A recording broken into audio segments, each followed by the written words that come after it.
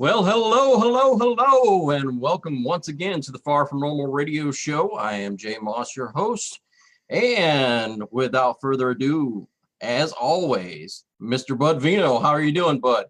Yo, and yo, my brother from another mother, Jay Money Moss, May 15th, 2018.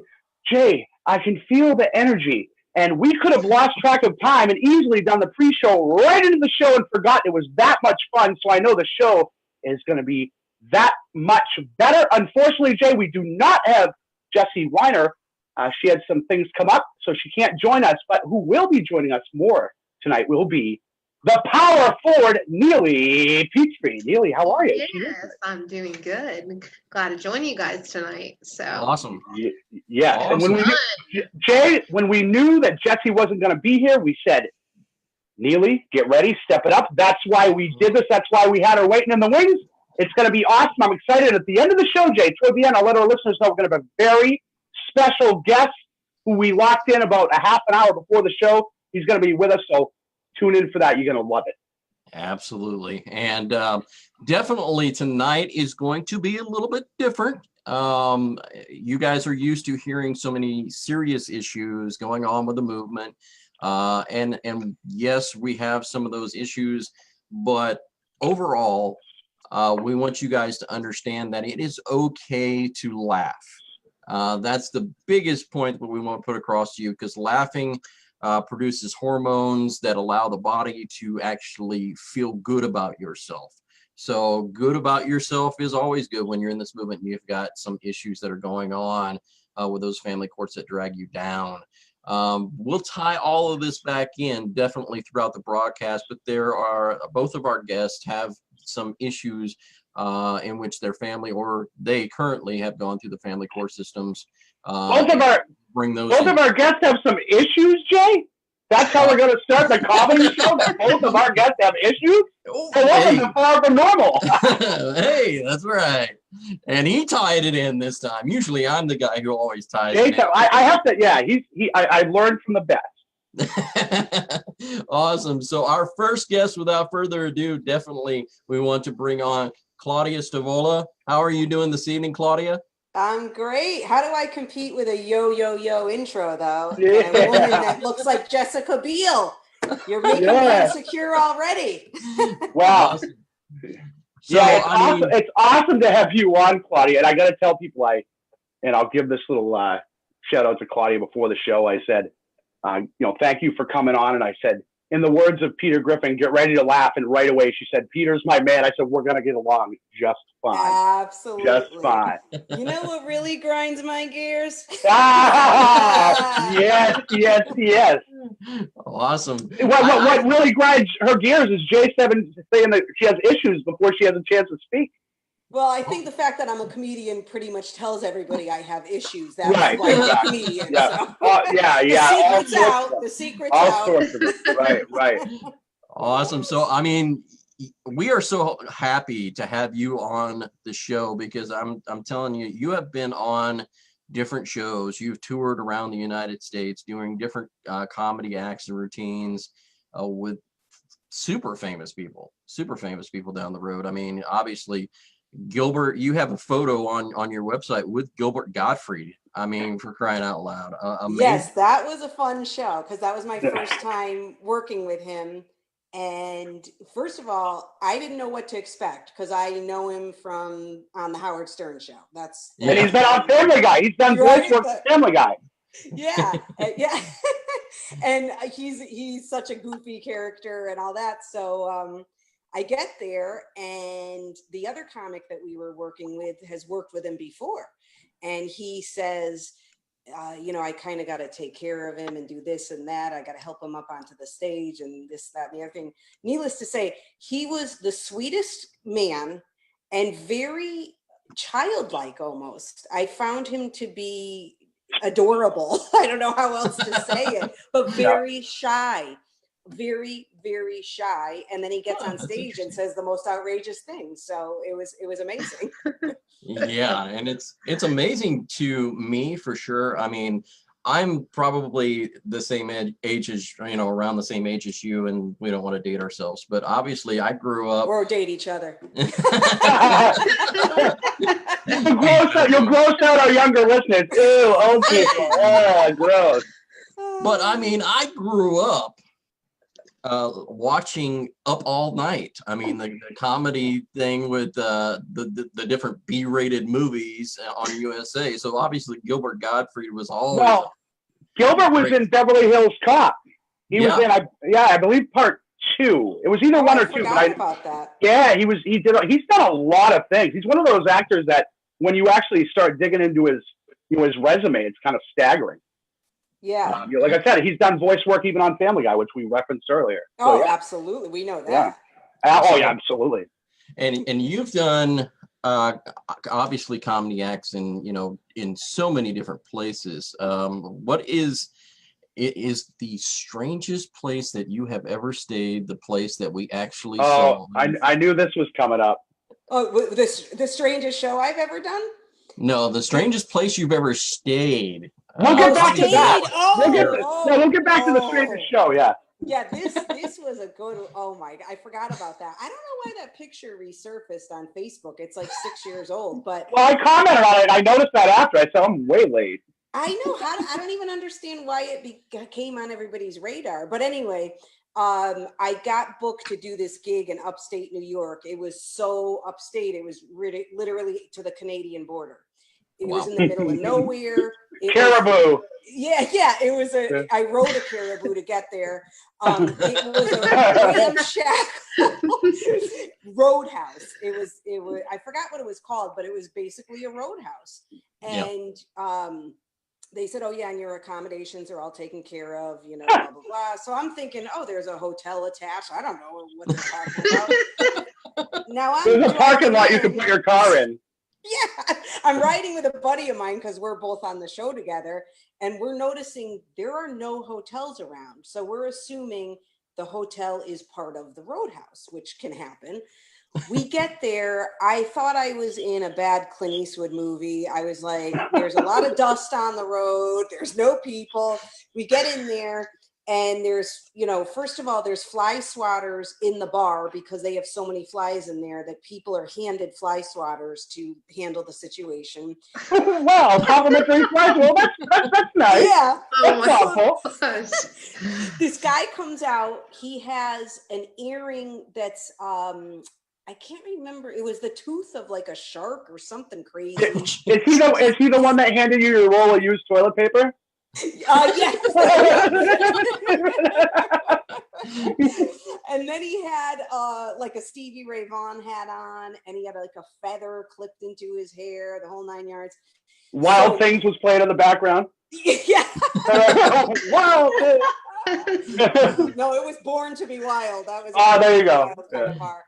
And anyway, they tell us that, oh, well, we're going to show you your room. And first they bring us upstairs, and looks like a crack den. They have just rooms for people that stay there, like random townies. I'm like, what is this? Yeah. And then he goes, oh, the guys are staying here. That was the picture that I showed you there was no door on the room. It was just a mattress with a bucket next to it. I don't know if that was to pee, to vomit. I don't know what it was. Then he goes, saw the room.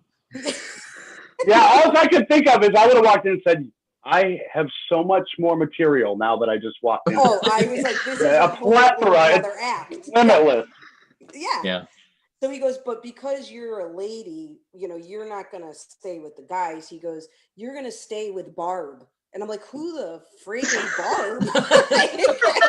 Like, what is Barb? Who is Barb? Is this a joke? So he takes me to this woman's room that lives in there and knocks on the door, and this old lady comes out, and he's telling me that I'm going to stay with her.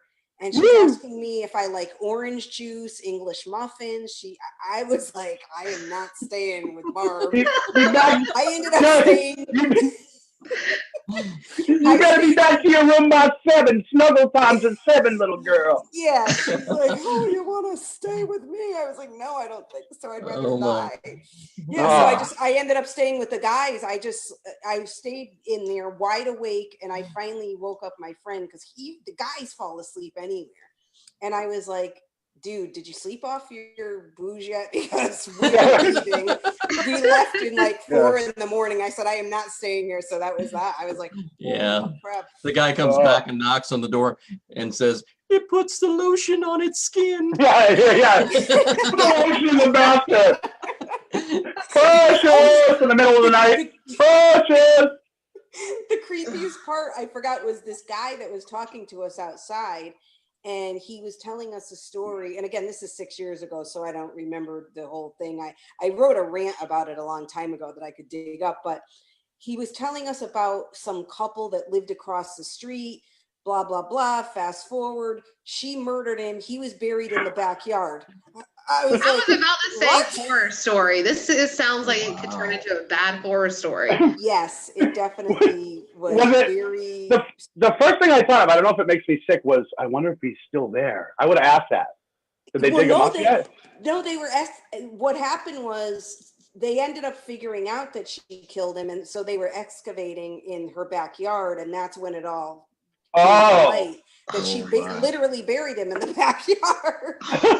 No place like home. No, yeah, I guess kind of sounds like that old. Kind of sounds like that old Tom Hanks movie, The Burbs. Or the Money Pit, one or the other. Yeah, the Money Pit. Well, hey, that's what we call the divorce courts, anyways. Is the Money Pit. So it's yes. We said it would all tie in. About the family courts. Yeah. Well, hey. It happens. I mean, and like we said before, I mean, you kind of got to laugh at it because honestly, some of these judges come in and they look like the most dorky people ever who have walked the face of the freaking earth, and they come in and they tell you how to run your life. It's like you don't even know how to wipe your own backside, let alone trying to tell somebody else what's better for their kids or what's not. I mean, it's somewhat ridiculous. But I mean, I wanted to get back obviously into the comedy because so many things that people go through today are actually pretty freaking funny. And I know one of the things that you kind of talk about in one of your comedy routines happens to be online dating. Yeah. I got a lot of horror stories from a friend of mine that but she was part of the horror story, so I guess it's not fair to blame it on the guys because she was kind of a train wreck. So, but I'm fascinated by it because when you realize like the reality of the way people used to date, right? You go to a bar, you dance, you give a guy your number. He'd take you out for a few dates and he'd start asking you to chip in. You get turned off. You start blowing him off. He starts stalking you. You look for some lunch. You can't find anyone. You lift the restraining order and then you had yourself a husband. Right. Now it's literally one step. You just go online and bang whoever you a lot of people wouldn't. They actually have a site, don't they? Bangme.com? Yeah. I heard that to a friend. I heard that to a friend. Yeah. Haven't heard of that one. My wife told me about it. What is that? Yeah. Wow. No, she didn't. No, but I mean, guys send out pictures of their junk, right? It's like nonstop, like not even requested. It just happens automatically. But if you were in a club and a girl laughed at something you said, okay, back in the day, what would be the equivalent of showing your stuff? You're just going to take out a Polaroid and take a picture of your dick for it to develop. Welcome, Hey, that's chivalry. That's chivalrous. Yeah. It's like, wait. Here, have a nice day. And I do that on stage sometimes. I'll act it out because I'm like, why do people think it's okay to just do the craziest stuff online, but then in real life we act like we have such decorum, right? Right. Well, I sent, and I think I put it in the FFN group. I don't know if I did, but I sent my wife a picture of Dick Clark going like this. I said, I just want to send you a dick pic, hon. It was now that's good. Wow, that was low there. Yeah, I think I below the belt. Yeah, that one I took, and I think somebody had written. So I have to give somebody credit. I don't know who it was. I don't even know if it was someone in the movement, but it was just I laughed my ass off. I had to send that to her. And she wrote back, "Hot babe." I'm like, "Yeah, you're for me." Isn't that the truth? I mean, that guy never aged, did he? Wow. Until no, he not until even he until died. even when he had the stroke, he didn't really age. You know. I don't think he's still aged. Even though he's he's gone. dead, and He's still looks ageless. good. Yeah. It looks better than we will. Yeah. Now you go into the I Dick bet. Clark vaults and you find out that there's so much hair dye in there. You know. Yeah. Well, we all knew that, I think. And it was one of those benevolent things. We all just didn't say anything because he was like 104. You know, he's like, "Oh, wait, Right. you got to be Somewhere mean." Geraldo is still trying to break into that vault. Oops. Yeah. Right. Yeah. Yeah. The hair mystery of Dick Clark. Yeah. That'll be on the Lifetime movie network. So Claudia, what do you have going on lately? What's going on? I cruised down your page. You definitely have quite the sense of humor. And what's going on with you lately? Oh, thanks. Well, right now I'm finishing a book called 100 Things to Hate Before You Die. So it's Beautiful. a book of rants about everything that I hate, and I think most other people hate too. And so I'm pitching literary agents. I talked to actually somebody today who might be interested, so I'm keeping my fingers crossed. And I'm just doing comedy shows, doing them whenever I can, getting into the city, doing stuff outside of the city, and keeping the humor out there, trying to get my my message across about people being too PC nowadays. Yeah. Well, we like that. We like that message here at Far From Normal. Appreciate you doing that. Let me ask you this: from somebody who's traveled all over, where's the city that you like performing in the most? And I'll get to the least after. Okay. Well, I haven't been on the West Coast in many years, so I stay in driving distance because I don't like to fly. That helps.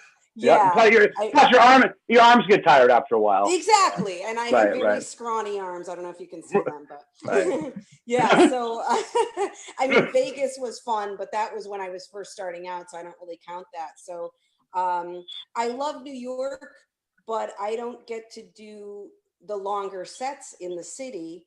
So it's hard to say. I don't really have a favorite necessarily because I've had good shows in hole in the wall places that you would think would be the worst, and they turn out to be awesome.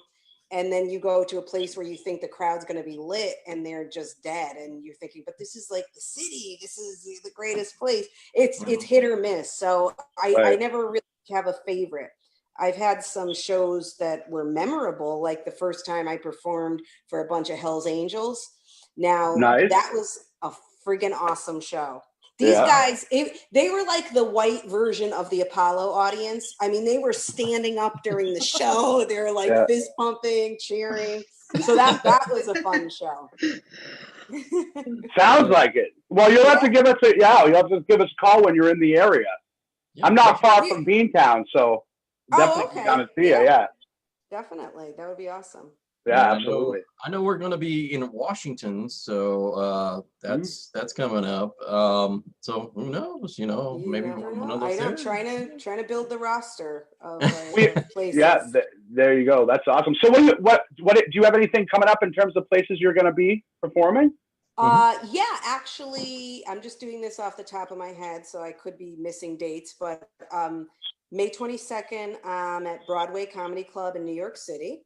Awesome. And then May 24th, 25th, and 26th, I'm at City Steam in Hartford, Connecticut. And I know I have some other stuff that I can't remember right now. That's a good problem to have. That's a good problem to have, Claudia. Yeah. I know I'll be in Long Island June 30th because that one just came through. So that's at Governor's Comedy Club June 30th in Long Island. Oh, the Governor's Comedy Club. Governors.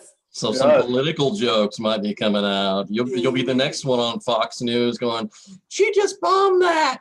Oh, I know. Every day it's like you're getting policed for some stupid innocuous word that you didn't know was offensive. You know, like I said, guy.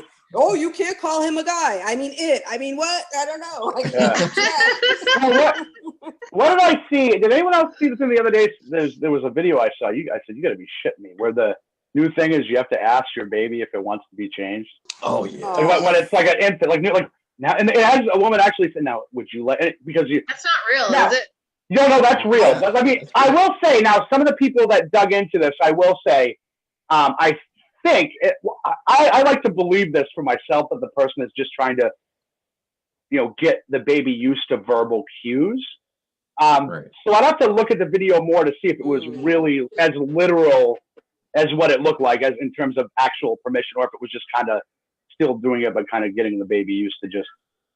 I don't know. It was too weird for me. Everything's too weird for me. I'm very black and white. I'm very cut and dry. That's too weird. That's just weird. Yeah, that is weird. And Claudia, what age did? Well, for me, the baby shits its pants, you change it. I don't care. Well, that's the cue. Isn't the baby crying, and that's them telling you that they want to be changed? That's usually how they tell you. Yeah. Right. For me, the boys told me when they smelled like shit. Yeah, I'd change exactly. them. That's sort of. I didn't care. I don't care if they were babies and said, "No, you're not changing me." No, you're not sitting around this house smelling the way you do. Get you cleaned up. Yeah, that's it. That's not gonna fly. Right. Now, bud, do you still need somebody to change that diaper? I always tell my wife that. I'm like, I said, just when I do something nice for her, I say, just know, man, you're going to be changing my diaper someday. So, like, if I outlast you, I guarantee you, I'll be like an invalid, and I told her I'd taunt her. Actually, my boys, my youngest, when he was younger, I don't know if your kids ever went through that where they'd be lazy in the bathroom, like he'd call me in all the time. Dad, can you help me? I'm like, no, you're going to have to start doing this. So what he did was, when I really knew that I had to stop helping him, is he would taunt me in the bathroom. He'd be like, "That's right, Dad. That's right. That's right. Dude, yeah, you like that?" I'm like, you know what? I'm done. Like he would do it just to give me hell in the bathroom. I said, he's definitely my kid. Yeah, how old was he? Like 17, 18? No, yeah, exactly. Yeah, he's 21. I'm like, dude, you gotta get over this. All right, I don't care if you got shit from the alcohol. I can't do this. I love you, but I don't love you that much. Definitely. And speaking of moving from diapers to underwear, you had a nice little shot on your Facebook, and what is it, the Calvin Klein was changed to Claudia Comedy? Yes, nice. My little way of being creative. And I'm amazed at how many people have missed that. So I don't know if I should be insulted that they didn't even zoom in. So they're like, she's okay. Like, if they caught on that it was Claudia Comedy, then they're taking a closer look, and that means I look good. If they don't say anything, then they're not looking. So I'm like, maybe I don't look as good. No, I saw that, and I thought to myself, maybe we can get back at some of these family court judges, and we'll just send them some Claudia Comedy underwear, and and maybe we'll cause a few divorces and theirs, and they can see how. Well, was it Pete or was it you that wanted to order that big batch of condoms that said "Far From Normal" on them to give out in Washington? What was it? Yeah. What was the idea? There was definitely the idea was put on your full protection from the family court judges. That's what it was. Yeah, don't get asked by family court. Strap on. Classic. Suit up. Yeah, you gotta wear a full body condom for that. Right. Yeah, like the Naked Gun.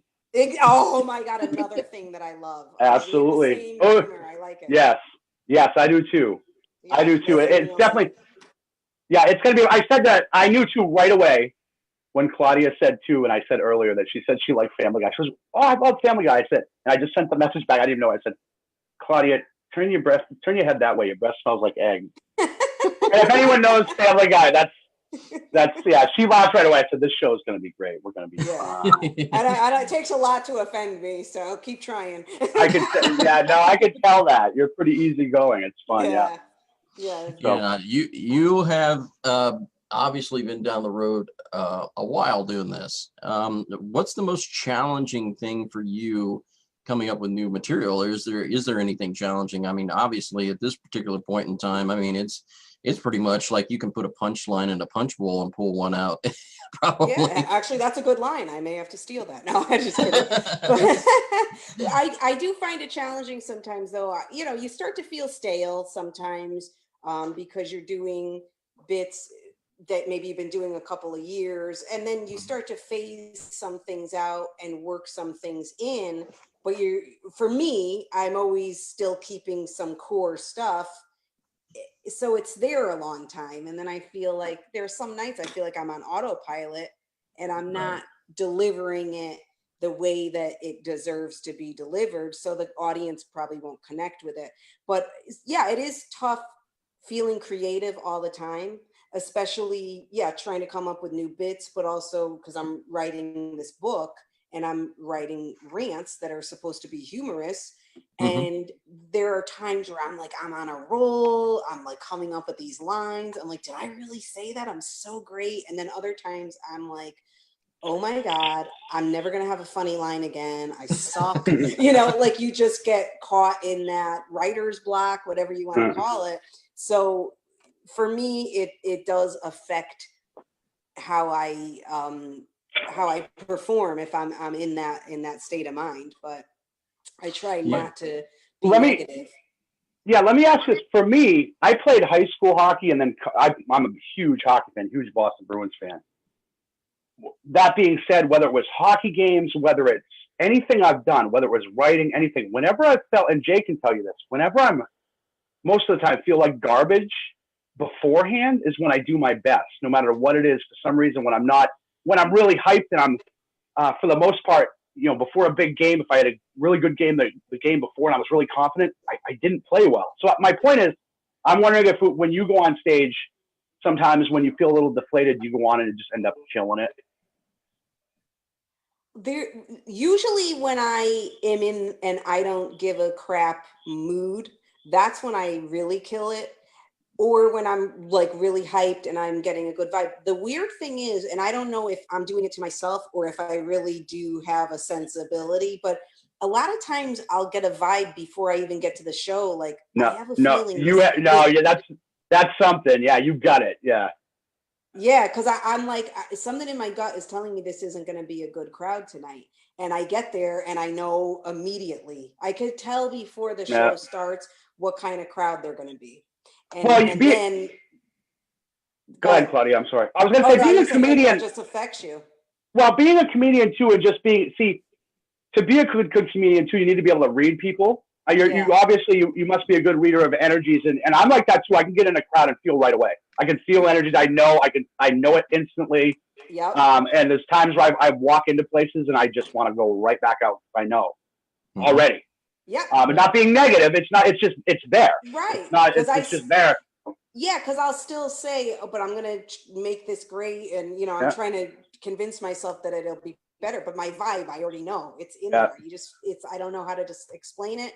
But I've pretty much almost never been wrong when I've gotten the vibe. So well, that's something you never ignore. That. Give a shout out to Megan Crawford out there, Megan. I'll leave that there. Never ignore that sort of that gut. And that sort of energy is probably what's made you successful in terms of being, like I said, being able to read people, being able to read crowds and things like that. So always trust sometimes that. And you just know they're not going to be on board with you. So you just still, you got to come in even more confident. And a lot of times I feel I'm just plowing through it, like, get me out of here. But you got to fake it and act like you don't care. You got to put on the O face and just go for it. Yeah, that's right. Yeah, exactly. Exactly. You just got to put it on and go for it. Because you definitely, and you've kind of got to learn and know that crowd. I mean, and you've got to be able to switch on a dime, obviously, being a comedian, because you could set up the first half of your repertoire could be Catholic jokes and then a bunch of Catholic people in the audience, and you're like, oh crap, here we go. They're like mortified. Well, you know what it is for me? This is interesting. I usually dress down when I'm on stage. I dress kind of tomboyish, I guess you'd say. I wear my Converse. I usually wear like a t-shirt, maybe a jacket. And I do that because, it's comfortable, but there are times I would like to dress up, but I find whenever I dress nicer, more girly, I don't get a great reaction. And I remember a female comic telling me a while ago, she's a very heavy set woman, very funny, very successful. And she said, girls aren't going to like you. She said, Yeah. they're going to think you're too thin, or you're too this, or you're too that. And I'm like, that's so not cool. Like, we're supposed to be, girl power and all that BS that, they don't mean. But it's like girl power seems to only be for girls that look a certain way, but they're not supportive of everybody. So, and I tried it the other night. I said, you know what? I don't feel like wearing sneakers. I'm going to wear a cute outfit. And I'm still wearing jeans. It's not like I'm wearing a ball gown or something. And I'll tell you what, I didn't get a great reaction. And I don't know if it was coincidence or what, but I just said, fuck it. Can I say that? Well, yeah. Well, Claudia, remember too, you're a very good reader of energies, right? So when you go in there, you can read people. But remember, if you go in there with that mindset too, people are reading that energy from you. I know. And remember that. Yeah. And I was convinced though. I said, I'm still going to do well. There, what's the big deal? You know what I mean? But it wasn't my night. It just wasn't. But there was a show that I did, and this was years ago. And this is before I decided to always dress more tomboyish, where I wasn't making the connection between women in the audience feeling threatened, like as if I'm going to jump off the stage and give their boyfriend a lap dance. Like, what are you thinking anyway? Like what do you, first of all, look, I have frizzy hair. I look like Steve. You'd probably have sellout crowds if that word started getting out about that. Yeah, exactly. Interactive. Yeah, I should try that. But there was a table in the front of about, 8 girls, and they, the arms folded, wouldn't laugh at anything, kind of, chip on the shoulder. After the show, this one girl comes up to me and she says, hey, I wanted to let you know, I thought you were awesome. She goes, I was seated with those girls. And she goes, before you even came to the microphone, when you started to walk out, they all looked at each other and said, who does this bitch think she is? So that's unfortunately sometimes the mentality of people. And I've heard guys say it too, like, there's some male comics that, they're chiseled and, their hair is coiffed, and the other male comics will give them attitude because like, oh, well, what do you have to complain about? People assume if you don't look an exact way that they think a comic should look, that you can't be funny and you can't complain about things. It's just a very strange way of thinking. They don't base the talent, they don't base it on talent. They base it on your looks. I'm not saying I'm good looking. I'm just saying compared to what people expect of female comedians, like the one who said to me, you're too skinny. It's like, really? Like, what am I supposed to do about that? Like, I think you're good looking, and I think we'd all agree with that. And I hope you do think that, Claudia, because screw them. People are going to down you when they feel threatened by you. Well, thank you. That's what it is. I mean, people, again, what we always say, Jay, happy people that are content and secure do not cut others down. They only build them up. So when someone's cutting you down, what do we say, Jay? Got him. Got him. Yep. Yeah, definitely. I think what you just said actually ties into this movement so much, because I think the perception, like I always say to a lot of people who are going through their cases, perception is 99% of the law. And it's unfortunate that judges do that. But if your perception of somebody is, you look at their Facebook and you see drinking, you're out partying or something with somebody, and you happen to take a few shots and they're on Facebook, the judge is going to get an impression that you're just a drunk and not want to give you your kids back. Well, I mean, it's all perception, and we try and relay that so much that you need to kind of be aware of some of those things that are going on. But Claudia, I'm one just like everybody else. I think I've reached my nuts point where something along the line has clicked, where I've said, you know what, the heck with what everybody else thinks. So if I was you, I would get up there in a Cinderella dress if you want to. Well, Claudia and I are going to talk more. Claudia and I are going to. I already can tell that, because I'm telling you, we're going to chisel past some of that BS. You're going to be my new fashion consultant. There you go. Well, Claudia, too, you're very talented, Claudia. You're very perceptive. Thank you. You have a talent that is innate, that you can't teach, from some of the observations I've seen. So you got to keep running with that. Like I said, people, what's this? Who's this bitch thinks he is? Bitch, I'm going to show you who I am. I'll show you who I What's the am. matter? Oh, you're about to find out, honey. You're about to find out, baby. That's right, definitely. Maybe some of that Aqua, that hairspray got stuck in your head, gave you some brain damage, but we'll clear that out right now.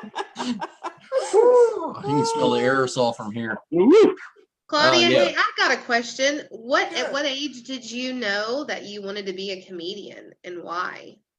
Oh boy. Well, if I tell you the age I wanted to know, then I'd have to reveal my actual age. So how about Right. we say I saw you in the Madonna jacket, Claudia, so don't try too much. We saw that you was in my that. punk rock jacket. That Was that the Material Girl? Was that the Material Girl jacket? That was like a, I don't know. Did she wear a motorcycle jacket? I don't remember. Something. Well, she wore a lot of different outfits. Oh no! She wore it in Borderline. She wore the leather jacket with the like the tulle skirt, like the tutu kind of skirt. Yeah, She did have a your cool look back then. Your look back then really kind of looked like the Ramones. Yeah, well, I saw them a million times. Okay, so now you know how old I am, Right, and I'm wearing right. a Ramones shirt. Can you see it? Oh, nice, nice, perfect. Yeah, that was one of the bands I saw the most. But yeah, I used to go to a lot of. Are you a big concert goer, Claudia? Oh my God, yeah, big Well, concert goer. well, who have you gone to? Let's. Oh my God. Okay, well, back in the day, or recently, or everything. I mean, just go down. Yeah, go down. Okay, I've seen Metallica, Judas Priest, awesome. Stevie Wonder, Earth, Wind and Fire, Hall & Oates, Van Halen, AC/DC, Bruno Mars. Back in the day, like a million punk bands that nobody's ever heard of, like Underdog, Sick of It All. Oh, yeah. I mean, I could go on and on and on.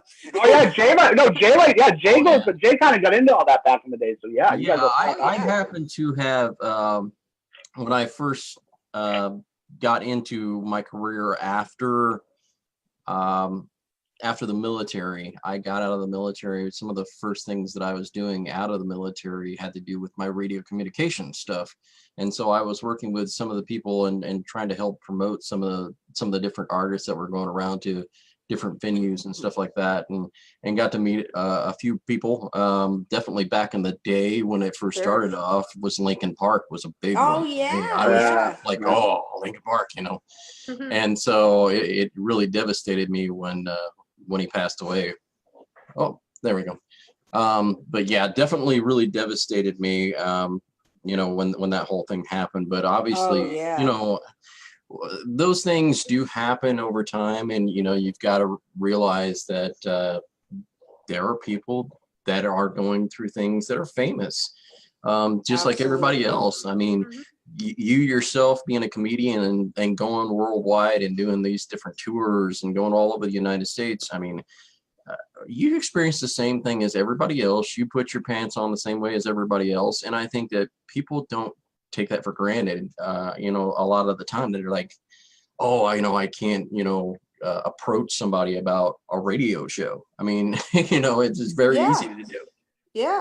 And I think to your point about people, obviously I'm not famous, but people who are famous, like Britney Spears, when she was going through her mental health issues, it's like, I didn't think that was funny. I found it sad, and people are bashing her. Meanwhile, she has a legitimate mental health issue. And because she's pretty, or because she's famous, or because, she's a singer, people thought it was okay to just, tear her down. It's like, that's the worst thing you can do to somebody with mental health issues. And I think what you were saying before about the courts judging just by, appearances, I think that's so true. And it's a shame, because people probably lose custody for all the wrong reasons in a lot of cases, and they don't delve into the reality of what the situations are. So I totally agree with you on that. Right.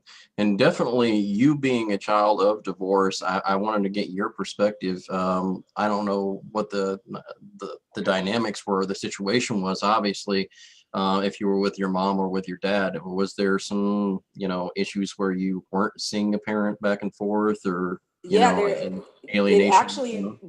So my mom divorced my dad when my sister and I were, I think, about 3 and 4, because she found him doing heroin. He was a heroin addict. When she met him, he was in recovery, but she didn't even know he ever had a problem. Well, he started using again. That'll tell you about marriage. She pushed him to do heroin again. Damn women. But anyway, so she obviously divorced him, and she didn't even try for alimony. She just wanted him to not have any involvement because she was so afraid of how it would affect us. Right. And I grew up not really having the dad issues that a lot of people have. But we did grow up in a very chaotic environment, so that affected me in other ways. Whereas my sister, who's a year older than I am, I think not having a dad did affect her, but we never saw him. We never communicated with him. So there was nothing for me to miss, I guess. I don't really know if it affected me, but I don't think it did in an obvious way anyway. So, but it can affect each child differently. Right. Definitely. And I don't know, obviously, if you've even tried to reconnect with your dad at all, or well, unfortunately, he passed away several years ago at a young age because he continued with the drugs and drinking, and it affected his liver. His brother was also a heroin addict, and he died of AIDS. So they died at very young ages. Very sad, because everybody that I know that knew my dad from back in the day, they said he was the nicest guy. He was so funny, he was so well. My mom told me the first time she met him in Hartford, Connecticut, there was an Italian area it was called Franklin Avenue. It was at the south end of Hartford. She was on Franklin Avenue, and she said, "There goes my dad riding a motorcycle in a linen suit." So that, blew her away. So right off the bat, she was intrigued, and that's how they met. But drug abuse is a sad thing. It affects the family, the children, everybody, and I had more sympathy for him than I ever did anger. That's how I think that I got through life. I was too busy dealing with the other drama in my family. So we were Italian. Everybody was fighting all the time. Yeah, exactly. And I would say, this is a story for those people who are out there in the movement, and you have gotten so depressed, and you have gotten to the point to where maybe you're abusing a particular substance because of the depression that you're going through, and now this on top of it. This is to show you that, your children would love to be in your lives later in life. So keep fighting, keep in this, and get yourself right. Get yourself in a mode that's a fighting mode that continues to work on these things. And I know Bud definitely, when Parents United Worldwide came out, that Bud had created, obviously, you had another particular site that had to do with substance as well, and we just haven't really been able to touch a lot into that area yet. Jay. Definitely, that would be a primary area we can obviously help people and show people that their children out there like yourselves that want to be in a parent's life when they reach that certain age. They want to know who their parent is. I mean, it's yeah, go ahead. Yeah, if I could, Sal. Yeah, we say this is an absolute fact. I've said it a million times. I'm not the first to say it at all. Love is innate. Hate is learned. Children do not hate their parents. Even if I say to parents a lot too, it devastated me. My child said they hated me. No, your child hates the situation. Right. Again, it's not natural for a child to hate their parent at all. And it destroys a child. If your child's saying, "I hate you," it kills them to say it. And again, that innate love will draw. Again, I say all the time, I don't think you should sit back and wait. It's case dependent. It's situations. Things are always different in different cases. But that child, if that child has been taken from you unjustly and told things that weren't true, that child will come seeking their own answers. Love will draw them to you. That hate will keep them bitter. That hate will burn you up. Hate and fear burns you up. And eventually, inevitably, if the child is lucky enough to somehow become enlightened or meet someone that enlightens them, age sometimes does that. Age sometimes is a beautiful teacher, which is unfortunate because sometimes when we learn things, we're old, right? But again, those children will come to you. Keep loving. again, when they throw the shit, right, Jay? Don't let it stick. It's just like when someone says, "Who does this bitch think she is?" I'm about to show you. That's exactly right. Yeah. Right. And I think that's a great message, obviously, because, you know, we've got, I say this, so many people who go through these things and they turn to a point where it's so dark and so dismal that they feel that the only way is out is suicide sometimes. Suicide's not a way out. Suicide's a way of giving up and letting them win. So don't let them win. Well, you're letting them win. Yeah, Jay, and quickly, I'll touch on Parents United Worldwide, the page. Jay touched on what the actual mission of that originally was. Is that was set up originally, again, as Jay said, for people with substance abuse issues, because there's no denying that fact in this world we live in today. A lot of the times it's a substance abuse issue, and people are embarrassed and things like that. So it's not, you know, it is outward. There's a lot more cases of that Jay and I see privately, and I know other advocates do, than what's out there. But my point is that page was set up so we had people in there where people would have places they could go to get clean, and then have options in terms of potential attorneys we were going to have in there, just different options so they could do it the right way. Get clean. It's not an overnight thing. And then go at it pragmatically in the right way so they could get back in their children's lives in a healthy, loving way. And that's still on the burner. Just other things have come up. It's been so busy, which isn't a bad thing. Yeah, and I'll tell you, substance abuse, you know, hey, but, you know, I'm really particularly concerned with the fact that I've got to go through the airport. So I'm going to have to go through TSA, and I'm really worried about the fact that they're going to catch me, you know, freebasing sports cream. So we'll have to take care about that, you know. Don't bring your Tide Pods. Jay's going to be riding dirty. Yeah, just all the screeners out there. Jay's riding dirty. We'll get it out there right now. Yeah, I'm sorry to tell you about the bio cream, boy. I tell you, bio cream's the stuff. Hey, you know, so. Well, at this age, I tell you, if you don't have aches and pains when you wake up and you've got cracking all over you got. Well, I said that to Jay. I said to Jay privately the other day. I said, I know I'm getting older because the sounds that my body makes when I stand up tell me. You know, it's different than it was 20 years ago. I'm like, what was that? There's certain things pop in your body, and you're like, I didn't even know I had a muscle there. Yeah, but the good news is your hearing isn't going because you could still hear the sound, so you're not that old if you could still hear it. yes, exactly. Well, but then you wonder if it's tricking you. You're like, wait a minute, was that internal? Did something in my head just pop? Oh, and then you start getting paranoid. Here it is. Here it comes. Oh, I'm fine. Right, I'm fine. Oh, shit. The big one, Elizabeth. This is it, Allison. I love you, baby. Oh, and she just rolls it. She's like, yeah, you know you're getting old when you stand up and your body goes, sit the fuck down. Yeah. What are you doing? Sit down, asshole. Oh, okay, I'm sorry. Definitely. Get those weird cramps. I got a weird one. I have a weird one lately. My wife can tell you, it's really embarrassing too because it's one of those ones, you know, you get those leg ones sometimes when you're growing, but got that one. I must have tore or something, but I'll stretch and it'll slam me, you know, when those, and I'll buckle. But I try to be tough about it with my wife, but she'll yell, you're right, I'm fine. I'm completely, it's nothing. It's nothing. And I'm looking internally crying. Yeah. So all these imperfections. See, this is the bad thing about being a male. We feel all of these certain things and we look this certain way and we're all baggy and we look like dog-faced gremlins in the morning. And these women come out with, you know, and they look like superstars when they wake up. And it's like, what in the world? Wow. I wish I was one of those women. Who are they? You guys don't have to wear makeup. I had to put makeup on just to on this stupid thing.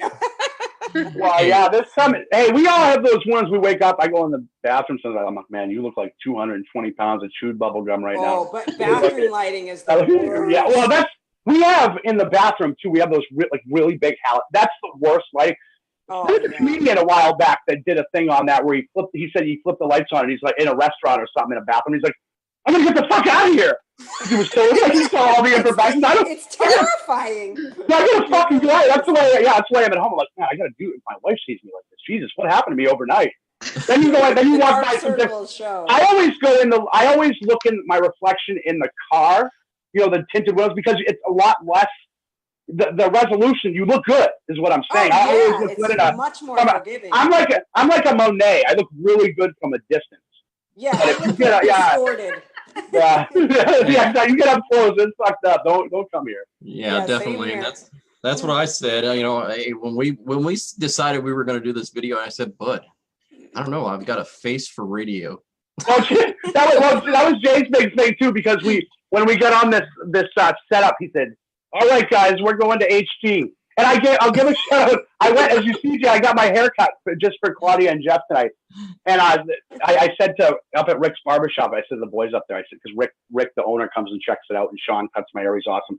Give a shout out to Ray and all the boys there too. But I said, guys, make sure, because Rick's going over like every piece. They're awesome up there. I said, guys, I'm in HT tonight. Make sure, because I didn't want to, like, plus I didn't want to like this big. Next time, Sean will probably leave it there next time just to give me shit. And Neely looks fantastic tonight. See, look, I mean, oh my Lord! Thank you. Yeah, she has that perfect smooth silk hair. Oh my! No, I don't. My hair's curly like yours. Oh, is it really? Yeah, it's curly. And do you blow it out yourself, or you have somebody do it? I don't do it a lot because it takes a lot of time. Yes. I like my curly hair. Sometimes I just do it. This is wild. This is the same sort of conversations Jay and I have. This is so nice to see you guys the same. But you're talking about different hair when you guys are talking about it. So. Yeah. Oops. Yeah, oops. Or hairs that are growing places you didn't know, like, what the fuck? The hair like that. I never had a hair there. Or that was just 8-foot hair coming out of your nose, Jay. Like, what the? Yeah, you know. I hang out with Sasquatch, you know, so it's okay. You know, those Bigfoot out there, you know, in normal Illinois, they kind of take over every once in a while. So I've got to far from normal. I got to do some manscaping every once in a while. You got to keep up on it. This is 2018, baby. That's right. Keep yourself feeling good about yourself. Yeah. I don't like the shaved chest though. I don't like when guys shave the chest hair and the arm. Well, I'm Italian, but I honestly. I can't. I say to people all the time, the only reason I don't have a beard is because I can't grow one. I'm serious. I'm one of the most hairless dudes. I have like four chest hairs, and I make sure. Yeah, and sometimes I'll go to my wife, like I'll have a few, and I'll take like hair stuff, and I'll mat them down. I'm like, hey baby, baby, you want some of this, don't you? The Italian stallion. Now how you live it? Right, exactly. John Travolta starts spinning around in my Tom Cruise undies. Yeah, but when guys have like their arms and their legs and their chest and they look like silky and shimmery, and it's like, no, I don't think so. No, I try. Are you coming to bed, or are you swimming the English Channel? Yeah, exactly. Like, why are you doing? Who is this for? Your wife gets silk sheets and you jump on them and slide right across. Slide right into the wall. Right. Yep. Awesome. Baby. So definitely has been a fast first half. Oh my Lord, Jay! Yeah, definitely. It always goes by so quickly, and I know Claudia. Probably are you going to stay along with us tonight? I'll stay for a little bit if that's okay. Awesome. Yes. I will stay for the whole show. Awesome. Thank you so much. Yeah. Yes. Awesome. Thank you, Claudia. She's playing hard to get. She's not going to stay the whole time. She's going to listen. I give a little. Good Claudia. It's the first date. Yeah. Don't be so quick to throw it out. Exactly. We're gentlemen here. It's far from normal, so we're gonna just kiss you on the cheek and say, and then next time, who knows? That's right. Yeah, well, definitely. Thank you for having me. I appreciate it. Thank you. It's honestly, Claudia, it's been an absolute pleasure. You're a blast. I wish you the best. Here.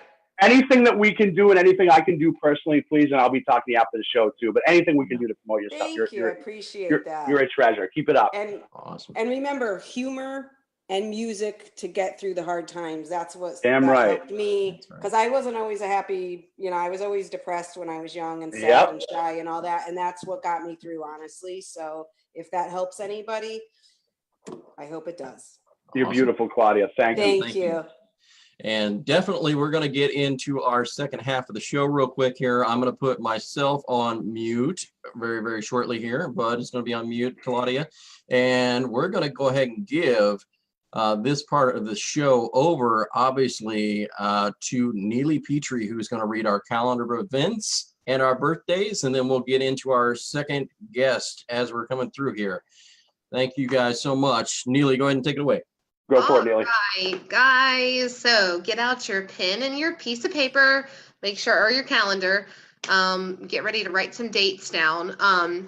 Sunday, May the 20th, we have the Capitals for Kids starting at 11 a.m. at the Holiday Inn Alexandria, Old Town in Alexandria, Virginia. Please see Americans for Equal Shared Parenting for more details. Tickets are now $10, so make sure to get them now. Wednesday, May 30th, we have a shared parenting event starting at 7 p.m. at the Westland City Hall in Westland, Michigan. Please see Americans for Equal Shared Parenting for more details. Thursday, May the 24th, we have a statutory review committee of Georgia Commission for Child Support starting at 8:30 a.m. The address is 104 Street Northwest, Atlanta, Georgia. Please see Georgia Reform for more details. Wednesday, May the 30th, we have Stand Against Parental Alienation Rally with Bruce Nathan, starting at 10 a.m. at the Orange County Courthouse in Orlando, Florida. Please see Bruce Nathan for more details. Friday, June the 1st, starting at 12 p.m., there will be an event at DHS. The address is Highway 90 Bay Street in St. Louis, Mississippi. Please see Amber Thompson for more details.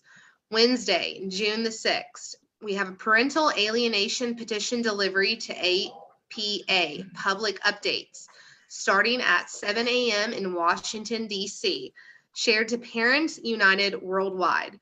Please see Lori L. Nicholson for more details.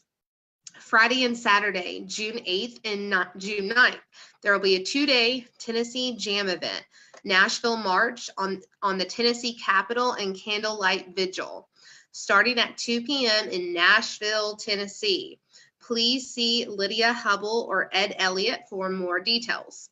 Birthdays this week. Today, May 15th, we have Rosie Vincent, Gina Farmer Marks, Tammy Hancock, Charles Corey, Matilda Sutton, Sunil Gaudet. Wednesday, we have Amber Reed, Angela Cranebeer, John Lawrence, Alyssa Hindle, Bill Moore, Bob Fitzgerald, Christy Morrison. Thursday, we have Chris Marks, Eureka All, Linda Epperson, Melanie Owens, Ruby Dillon, Ryan Timeo, James Meyer, Elizabeth Harris, Lisa Marie, Robert Franklin. Friday, we have Amy Bardinelli, Kim Sweeney, Beth Burns, Laura Sinfendo, Stephen Creervey, Susie Edwards. Saturday, we have Jenny Wells, Beverly Tran, Pamela Dawson, Nick Hickman, Anit Harrison, Joanne Stevenson. Sunday, we have Natasha Dry, Robert Slavin, Kevin Moran, Steen Johnson, Howie Hagan, Lance Odengard, Stephanie Knox, Ian Tipson, Steve Wickenen. Monday, we have Jacqueline Harmon, Chrissy Kahn, Harry Shellhammer. The Far From Normal radio show is copywritten, and copying or transmission of the broadcast of the show is strictly prohibited without written consent of the Far From Normal radio show staff and board of directors. Awesome job there. Thank you so much, Neely. Yeah, definitely. Neely, the power force. Yeah, takes a week off and comes back strong, baby. Absolutely here. So we're going to go ahead and get into our second hour here real quickly.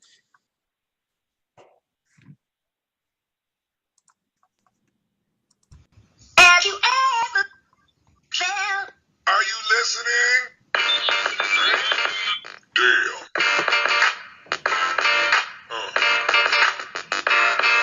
Yeah.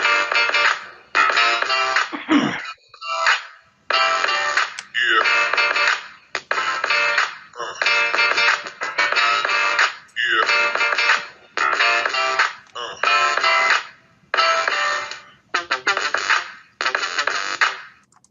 All right, and we are back on the Far From Normal Radio show. And as always, got my co-host here, Mr. Bud Vino.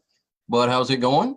Yo, yo, yo, and yo, my brother from another mother, J Money Moss, May 15th, 2018, second half. I'm depressed. The first half is gone, but we're going to make the second half wonderful as well. The first half was absolutely incredible, and the second half, I know, is going to be just as beautiful. Jay, let's rock.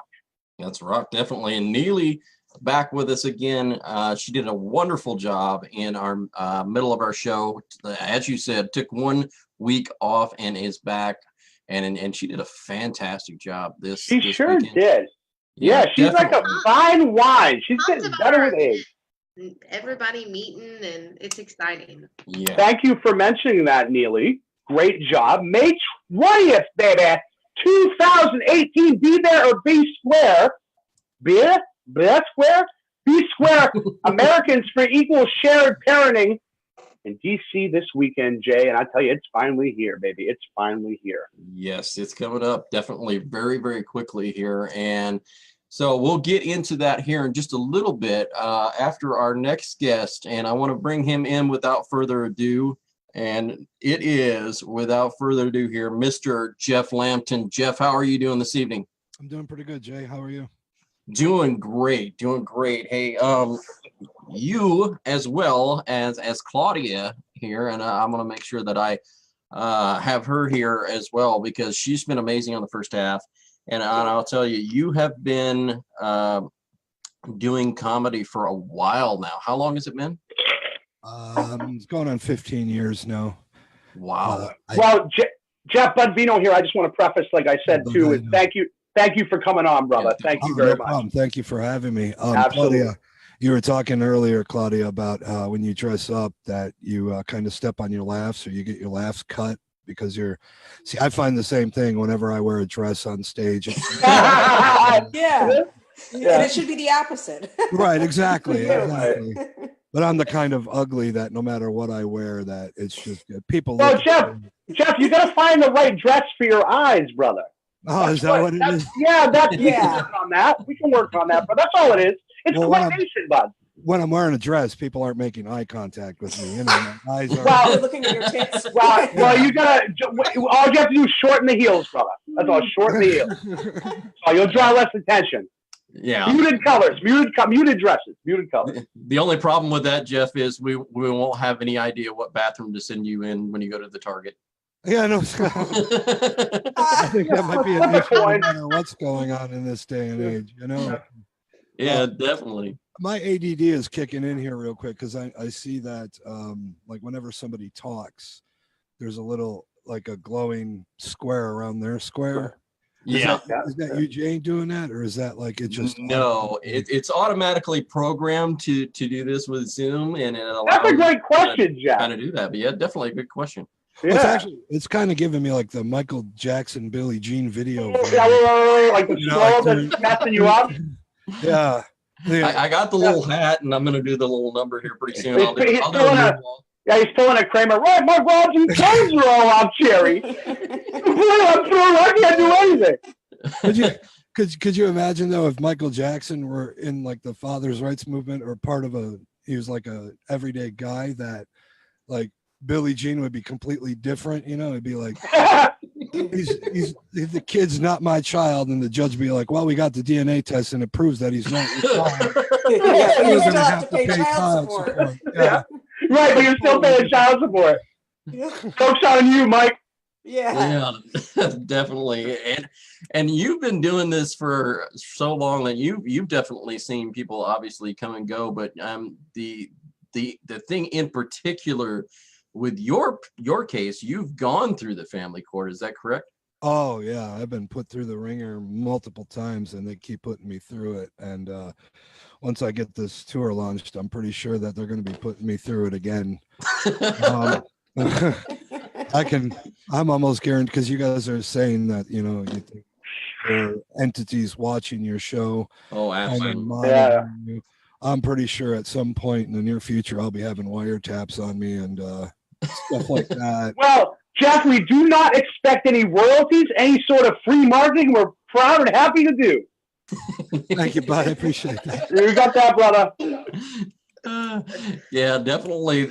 You'll be getting some wiretaps, that's for sure. You might have a few knocks at the door, and we were talking about this earlier because you're unfortunately we could still hear when you were doing a mic check earlier today. We were doing a mic check in the background, and I thought, I was like, what in the world is Jeff doing there? Because I kept hearing this. And it happened to be his dog, but I thought it was some squeak toy. It was crazy. Yeah, well, don't get Jay nervous. Sometimes I'll do that with Jay too. I'll have something where like one of my kids' toys, and while I'm talking, I'll just hit a beep. He's like, "What is that?" I'm like, "What? What, Jay? I don't hear anything. What are you talking about, brother?" He's like, "You don't hear that?" I get it real Now wild. when I'm on the phone, I'm just like, "Hi, NSA. Hello." Hi. You know, I just say it now. So It is. I usually wait until Jay says he's feeling really tired. He's feeling kind of content, relaxed. I'm like, "Did you hear that, Jay?" He's like, "What?" I'm like, "I thought I just heard someone talking." you just gotta say, "Hey, hey." Yeah, and Jeff, I know that when we were even on the line actually here earlier, even testing that microphone, I always have these things where something goes wrong with the system and before the show, and it happened again tonight, but it was very relatively small, and I could take care of it within a short amount of time. You know, because Bud and I always joke about this when I go live, and we try and hit the live button, and you hear Right? Yeah, in the background. yeah. That's me resetting passwords and everything Right. else, and suddenly I've turned into an anon. He used to. Well, he's gotten good because it started off. It was a nice progression because when it first happened, it was Jay. Oh shit! What's going on? Oh shit! What's going on? And that would be like. Then it would start to go on the brother. and then I'd be like, Jay, you're all right, man. Take your time. Fashionably late, brother. And then now it's just he's straight on, like it just happens, and he's just bang, and we're on. Yeah, and we've gotten to that point now that it's just become second nature, unfortunately. But you've gone through these family courts, and some of the issues that you've gone through. Obviously, you're taking these and spinning a positive light on these by putting some humor to it, and that's great.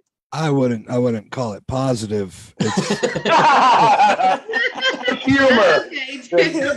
It's pure anger-driven rants. I don't know how positive you can be when you're wishing death upon certain people in the system. You know what I'm saying? I don't encourage violence in any way whatsoever. No, we know what you're saying. We get it. Yeah. So but maybe some miscreant behavior is okay, but Well, Jay, you guys were talking about the phone, and you guys know me well enough. I say I implore people they want to tap into me because I promise you I will filibuster you to sleep. Even if you're excited, I will go. Trust me, I'm energized. I am like Viagra, baby. I will go and I promise you'll regret tapping that phone. Yeah, and you will. And Jeff, I know that you have taken some of this. What can we say? Some of these evil or evil intention things that are going on with the family court, but now you've taken them and you want to do some, actually, to me, I find it enlightening but humorous things that you want to do out there and get people together to do some crazy nonsensical things, maybe. Right. Crazy might be the word for it. I'm looking at it more of like a act of civil disobedience, like many of your listeners. I've had a false restraining order filed against me, and that usually leads to the legal kidnapping of your children and stuff like that. And the system is well aware of what's going on with these restraining orders. They all the lawyers, they encourage people to file for them. If you don't know, I think everybody knows it's called the silver bullet. They name it that because it's 95% effective. All the person has to do is walk into court and just say, well, I'm in fear for my life. And they just, right off the bat, as soon as you file for it, there's an ex parte granting of the order itself. You don't even have a chance to, so you got 2 weeks where you're automatically guilty.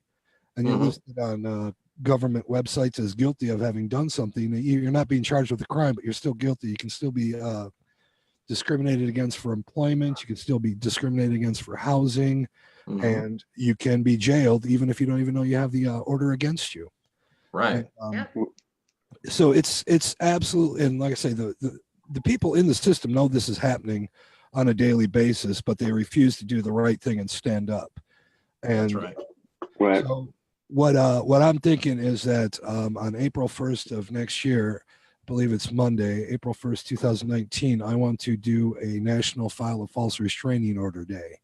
I want to encourage as many people as possible to go out to their courthouses or to wherever they're able to apply for restraining orders and to purposely file for a false restraining order. If you want to, yeah, I think that could be good. yeah, there might be some problems for me on the road by saying this, but we've got hundreds of thousands of precedent-setting cases where apparently it's not a crime to file a false restraining order. Technically it is, but they never charge. I mean, in our local media here, there was a case where a woman went and filed a restraining order against a police detective, and stating that he was knocking on her door, calling her, and had her tow card, harassing her. But what she didn't mention was that he was a detective who was trying to find her boyfriend and question him with, about a couple of robberies. So she rushed down to the courthouse, filed a restraining order, and it was granted immediately. Wow. Yeah, Wow. and this was public. This was made public in a story in our local newspaper, and the Journal Sentinel is a big, well over half a million readership, I believe. So, and nothing changed. This individual was not charged, and this was 12 years ago, and it's gotten worse and worse and worse. What state was that in, Jeff? That's in Wisconsin. Oh, wow. Yeah, I had a buddy who was a undercover cop, and his ex-wife filed a false report saying that he molested their daughter, and he had to go through the system. This went on for years. He did nothing. And similar to what you're saying, it's like they just take everything. And of course, I know they have to investigate it, but I mean, they treated him like he did it without even looking into it. Right. It was horrible. It tarnished his reputation and everything. And somehow they're able to circumvent the whole Constitution by saying that it's like a court of equity. So the Constitution doesn't apply to them. So they can do whatever they want, whenever they want, however they want. That's an illegal court. And I'll say, Jeff, and it's against our Constitution. It's a monument violation. Exactly. And Jeff, I totally get your train of thought. So I know what you're trying to say, and you're trying to shake the system and shows how hypocritical it is.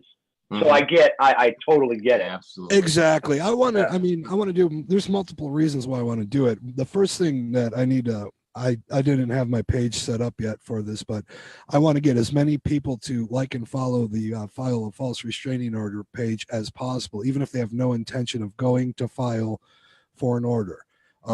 It's important that we get as many people to like that page, because I can't give away why, and I think most people will be able to figure it out on their own because it's pretty obvious. But in this particular instance, the numbers game is extremely important as far as how this is going to go. So, and then I really do want people to go down and file these orders, but I want to do it, if possible, in a controlled method. I want to, let's just say we get like 600 people across the country who will go and file for a restraining order. I would like 200 women to file against 200 men using a template of complaints, and see how many get granted. Almost all of them will be granted immediately ex parte. That's without a doubt. So I want to see how many will get, because I don't want to come out. Everybody says how biased this system is, and then it kind of alienates other people and it pisses people off, because it does happen to women too.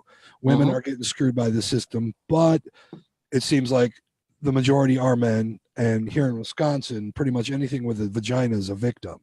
So if you go in and say something, you're automatically believed no matter what. So I want to also have 200 men file against 200 women with the same complaint template, and see how many of those get granted. Right. There will be no proof, nothing, just allegations, no proof absolutely whatsoever.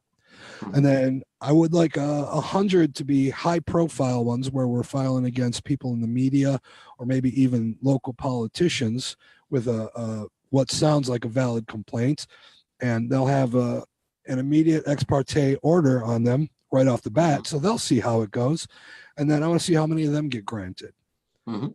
when you go in and play serious. And then the other ones, I just want to have some fun with them. You know, Oh, it's just, like, I don't know, somebody could file one against Geraldo Rivera, like just, Well, that would Geraldo's probably be popular legitimate. tonight. Yeah, Geraldo's popular tonight. How you doing, Geraldo? How's that broken nose? I've got it's the whole vault thing, if you go in the vault, you'll find a restraining order. Well, and I will say, Jeff, we at Farmville don't endorse your idea, but I love your train of thought. And if it was done, and again, I think with your page and you have a year to kind of go over some certain things. So I think that your train of thought and you wanting to shake up the system, I think again, I think it's about exactly what you're doing too, and I think that's your train of thought is exposure.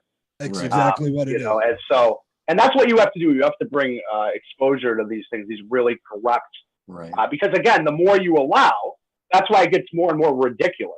Yeah. Exactly. Because people just kind of take it in the seat and don't do anything. You've got to do something. Definitely. And I think showing the humor, Jeff, is a good thing too. I mean, let's say you file a false restraining order on behalf of a fire hydrant to all male dogs. I think that's going to be pretty funny.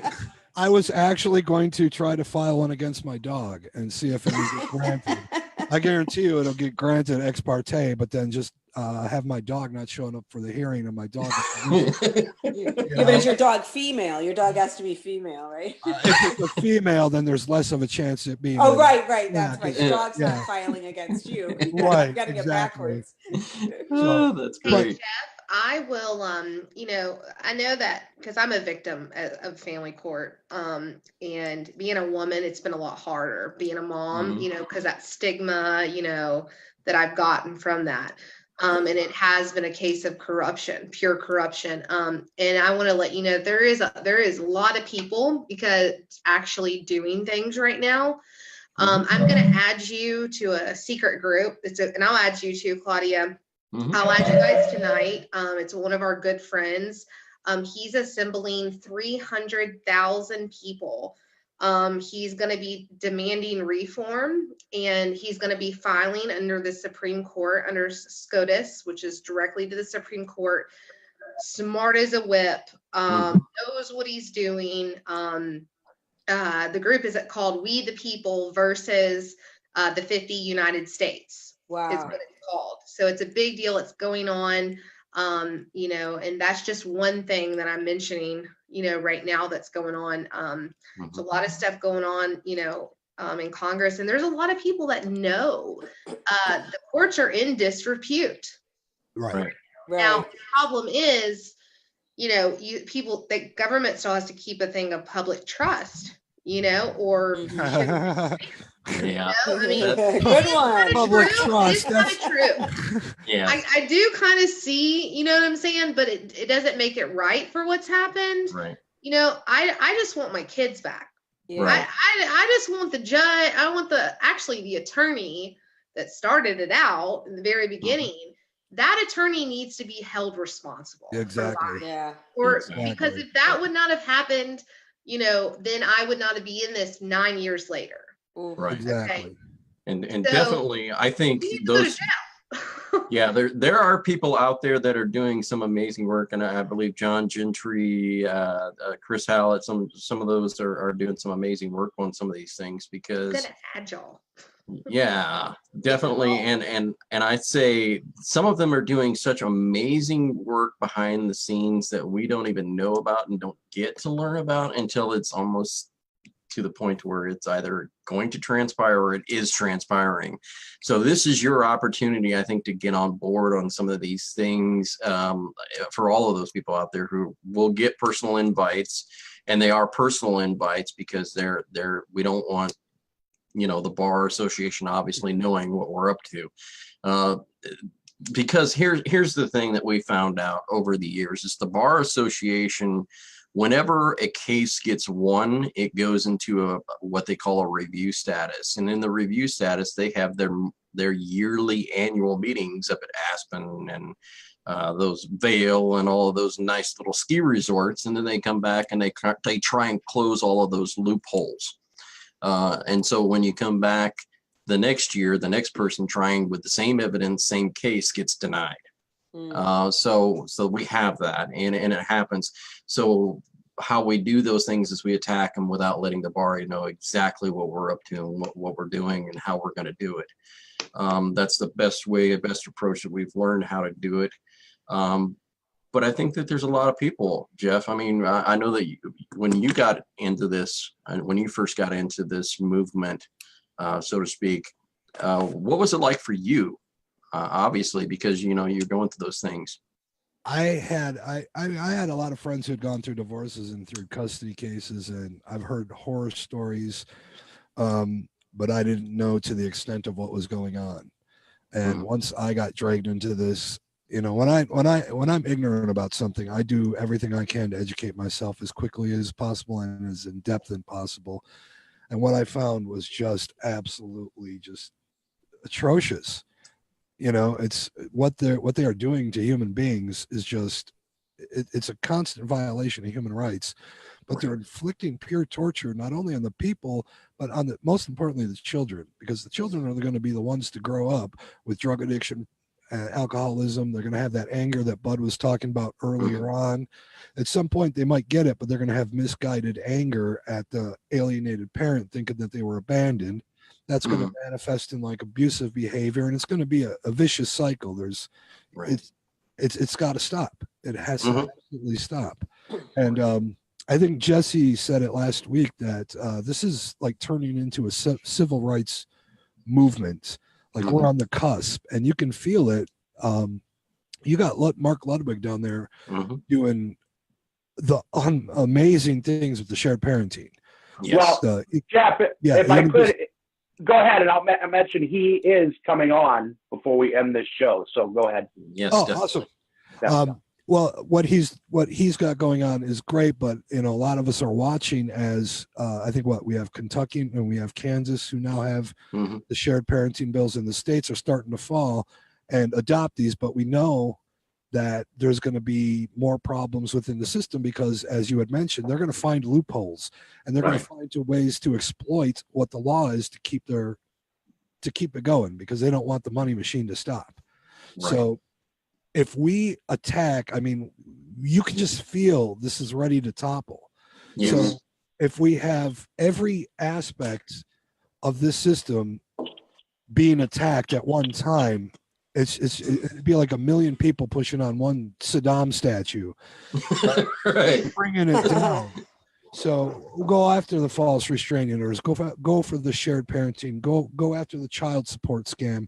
Go after all of it individually, and all put our efforts into it. And we have to get this made public. That is the biggest problem, is that the media is refusing to address these issues. Right. So, right. Jeff, you brought up yeah, go ahead, but thank you, Jay. Jeff, you brought up a couple of great points. Number one, we've said too before, Jay, that you mentioned Mr. Our brother Chris Hallett out there, John Gentry, and you mentioned obviously Mark Ludwig, who we'll have on in a little bit. All these gentlemen are doing different sort of things, and I think, as Jeff said, it's going to take that, all these kind of multi directions, kind of taking it all down to cause it to implode or explode. Also, you mentioned what we talked about, the collateral damage, so to speak, in terms of children, the issues that they suffer. It's a plethora. It bleeds over into every single aspect of a child's life as they're getting older, into adolescence, the insecurities, as Jeff mentioned, the abandonment issues, all those sort of things. So this has to be stopped in terms of future generations. If we want to better this society, we've got to start it now with us and our children especially.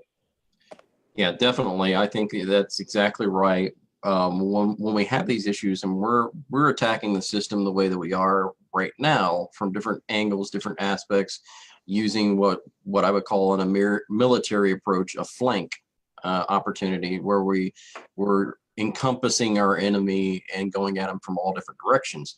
Well, if that's the case, we also know that our enemies love to do these little things where they dig tunnels. Right. So we have to look no further than the Nazis to know that they can build tunnels. So and I would put these people up here with the Nazis, put it that way, hey. Yeah. How they I act think and how they there's treat tunnels in Kentucky. I made a mistake already. So, Yeah. So, I mean, those things are going to happen. And what they're doing on some of these other accounts that we've even heard of is they're taking the elderly and they're putting them in nursing homes, and then we're trying to charge on the what they make. It's just ridiculous. And I believe we lost Claudia there, but we'll talk to her after the show. We love you, Claudia. Yeah, Thanks. definitely, Claudia. Nice to meet you, Claudia. Yep, and just we find out that this is a plethora of information just for this movement. But Jeff, I mean, there's outside of this movement, it's still the same thing, and I think people are so afraid of using the word Social Security fraud. Right. Oh yeah, and that really ties in. I mean, I'm probably assuming you're bringing it around to the Title IV defunding. Oh, definitely. Excuse me. Yeah, I know Jeff has got some coughing attacks that he has here going on, but definitely, yeah, the Title IV defunding is just a situation. But we talk about Title IV, but there's the entire thing is set up, and it's been since 1974 when Ford backdoored this in, and unfortunately, for years, it's kind of just grown like a monster, unfortunately, into all of these different departments in DHS. Now, the next thing you know, Jeff, you're gonna be turning around, looking at your dog barking at the door, and know that it's CPS at the door. Right, coming to take their puppies. She had an extra nipple that she wasn't using to breastfeed the other puppy with, so she was neglecting her. And to bring it back, with the restraining orders, if you have a restraining order against you and you have legitimate issues where you want to file a valid complaint of abuse or neglect, when you have absolute strangers contacting you to tell you that your child might be being abused and neglected, the courts and the police and everybody within the system will not investigate those allegations, because the restraining order in itself is supposedly they ought to, even though they know it's fake, they're looking for any excuse not to do what they need to do. Right. And that's a huge problem. And then you get on the flip side of the CPS corruption, where they are taking kids from homes where there has been no problems whatsoever, because they are getting them into foster parents because there's money in that. Yeah.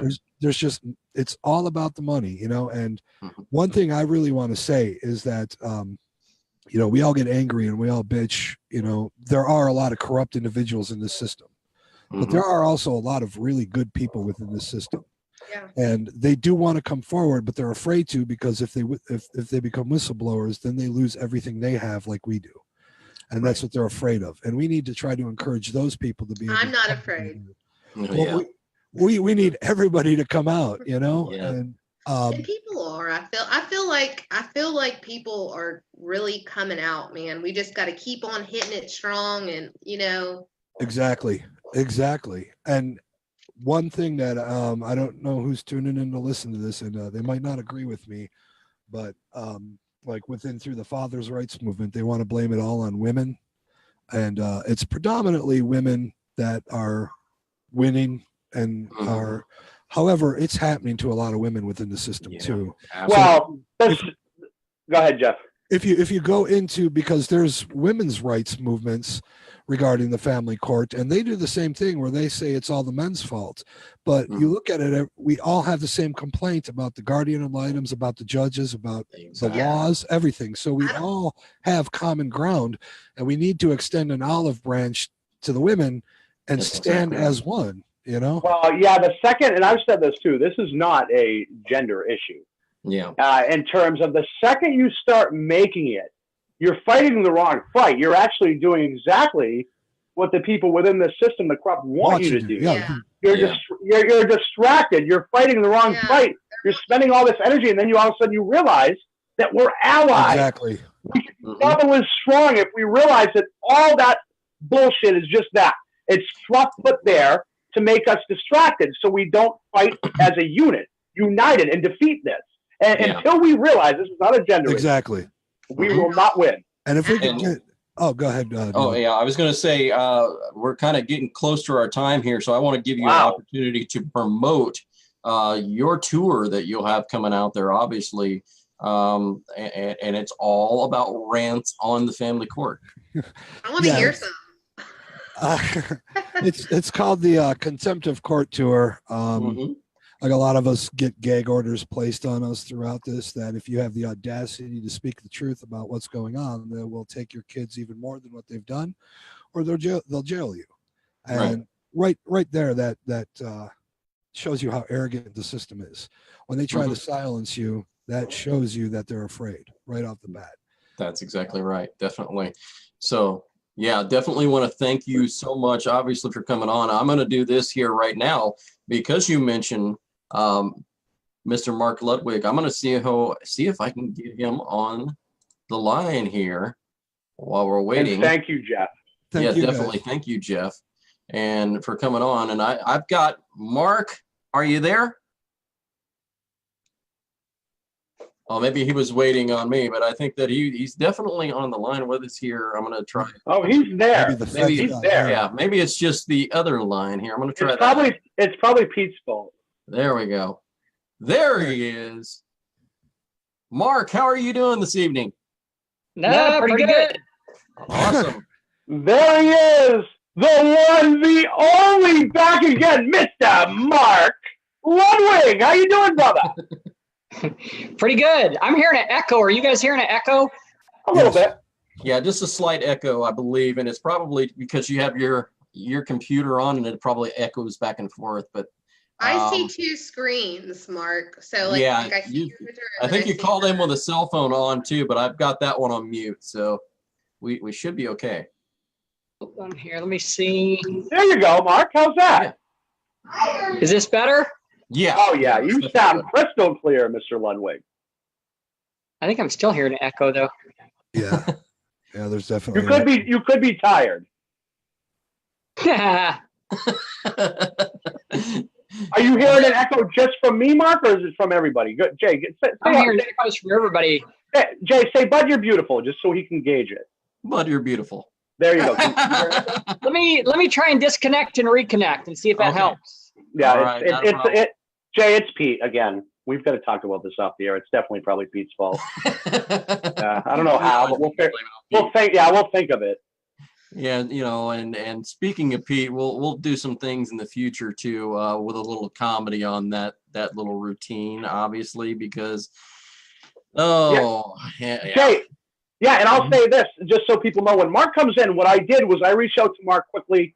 We talked earlier today. I said, "Wow, Mark," because we've got the big event coming up on the 20th, and I said, "Let's get Mark on here to get some energy into it. One last push, one last shout out, and give our thanks to Mark, and Mark can put some energy in it with us to get people there to Washington to be part of history." Yeah, definitely our good buddy out here, Pete McNeil. There he is. He's still on the milk carton. Love the guy. Yeah, he's gonna get off the milk carton one of these days, guys. Look at him. Yeah, and you can see I don't think there's I said the date hasn't passed yet, but I don't think there's any date on that milk carton, Jay. I don't see it. No. So Pete doesn't smell yet. He's not rotten yet. So he's going to be back with us soon, Jay. Yeah, I think he's ultra excited and chomping at the bit, definitely. I said we're going to make it like a WWE entrance. Like we're going to have Pete burst out from behind Jay and hit him with a folding chair. Oh, my God! Oh, my God, he's back! Oh, yeah, definitely. We might have to play some Triple H music or something. Hit him with hit Jay with a trash can right over the head. Watch Jay fall right out of that chair. It'd be great. Like Duke the Dumpster Grossy. Pete's a showboater. Pete's all about action. Yeah, he'll do that. Yes. But let's hope he gets the prop chair, and not the actual folding chair and break your skull. That's like I said to my youngest earlier when his mother, my wife, was leaving. I said, "Don't get hit by that car, Mace. That put a damper on the show tonight. Don't do that. That really hinder the show. I'd have to do the show from the ER." Unless you do it on camera, and then that way we can see what's going on. on. Right. Oh, it missed you entirely. Wow. Luck was on your side. Yeah, but we definitely are excited, obviously, that we're all going to DC. Jeff, I don't know if you're able to go to DC or not. Obviously coming up. Yeah. It kind of came up on us a little quickly, and so those things happen every once in a while where people can't make it. But definitely if you're in the DC area, If you're in that area, anywhere in the proximity, definitely try and make it. Please do, Jeff, because Jay's buying. Yeah. He said, if you meet with us, Jay's no expense. Jay is just going all out. So please join us. Yes. I really wish I could. Well, next time, Jeff. Next year, time. I've got the whole year planned. Right. For, There you go. All right. There he is, Mr. Mark Ludwig. How are you doing? Doing good. There we go.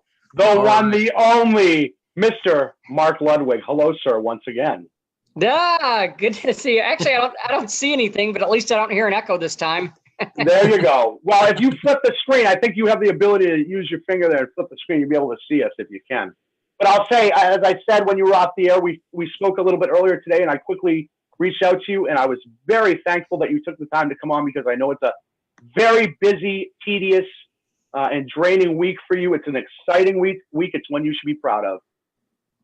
Yeah, very excited. Got quite a bit lined up over the next 6 or 7 days here. So it's going to be a fun time. Awesome. So can you tell us a little bit about some of the speakers that are going to be out there? I know they've been updated a little bit. Some amazing, exciting speakers that'll be out there, and we're definitely happy and honored to be asked to come out as well. So definitely thank you for that. Yeah, there's actually 3 different events going on over the next 6 days. The main one that everybody can participate is the May 20th at the Holiday Inn in Old Town Alexandria. And 27 speakers lined up right now. And any one of these speakers would be worth it by themselves. But we've got people like Representative LaShawn Ford from Illinois that carried HB 4113 this year. We have Representative Tom Pischke from South Dakota that got a couple of bills passed this year. Dr. Tori Evans from the Fatherless Generation Foundation. Dr. Mark Roseman, the author of Preserving Family Ties, who's been around for about 20 years in the community. We've got Jeremy Roberts, who I believe is probably the best in the country at writing legislation at the statewide level. Pat Loudermilk from Illinois. Jesse West Sr. from Illinois with Dads Can Too. We've got the Far From Normal radio crew. Woo! Hey, how about that one? Awesome. Yeah. 4 different companies that are going to be filming documentaries out there. One of which, by the way, is from Getty Images. So their reach is, in the tens of millions. So really, really excited about that one. But like I said, just the entire lineup. But I think what's even more important is just the bonding from all of us. I remember the last time I was in DC and got a chance to meet so many people from across the country, the friendships from not just the seminars you go to, but just meeting with people and grabbing a coffee with them or something. I think that's where the real big bond comes. Yeah, definitely. We talked about grabbing a coffee because Claudia doesn't grab coffees earlier in the broadcast. But obviously, if you can get out there, definitely be out there. As you said, Mark, I believe you said, this is going to be the Woodstock of the movement. Is that correct? Hopefully everybody's not coming naked and high, but aside from that, I really do, honestly, and I don't mean to be melodramatic or anything. I just really believe this is going to be one of those moments that for the rest of their life, anybody who's there is going to look back and say, man, am I ever glad I was there? And people who couldn't make it are going to look back and say, man, I wish I would have been able to be there. That's exactly right. So, yeah. We're making a good, what I'm excited about too, I got a confirmation of an appointment that I can't say who yet, but I think everybody's aware, we're been working really hard on getting the 50-50 passed at a bunch of the statewide level. But the ultimate goal is we got to get that Title 4D funding formula stripped down. And until we do that, we're just spinning our wheels. Now, strategically, you have to get some statewide legislation going to get some momentum to be able to get noticed at the federal level. But fortunately, we've been noticed. I think some of you know I was invited to a meeting on the 18th and 19th. That's my whole reason for being in DC. And I can't say specifically who, but I can say there'll be 3 people from the current White House administration at that roundtable. And more importantly, I just got invited to meet with one of the main political advisors to Vice President Pence with a one-on-one meeting about Title 4D funding Tuesday at 11 o'clock. So we are finally starting to make some really good inroads at the Title IV level, which is where we really need to be. Right. And I think that, Mark, you you're taking so many strides, obviously, getting those things out there. Definitely, I think that so many people are apprehensive, maybe, in calling this Social Security fraud. Is that correct? Or I mean, because we know that the incentive laid issues that are going down and they're trickling down to the family court because you're paying for somebody's you're paying for government officials with some of that money, and that money set aside from Title 4D. And so when you're talking government officials, well, that's a judge, and if they're being incentivized, then obviously they're going to make some biased decisions to create more of an atmosphere that creates more incentives. They've got to send Bobby, Tommy, and Mike to Oxford, Harvard, and Yale to become, attorneys and judges themselves to take care of their future. So is there an issue, I think, with maybe calling this Social Security fraud from your perspective?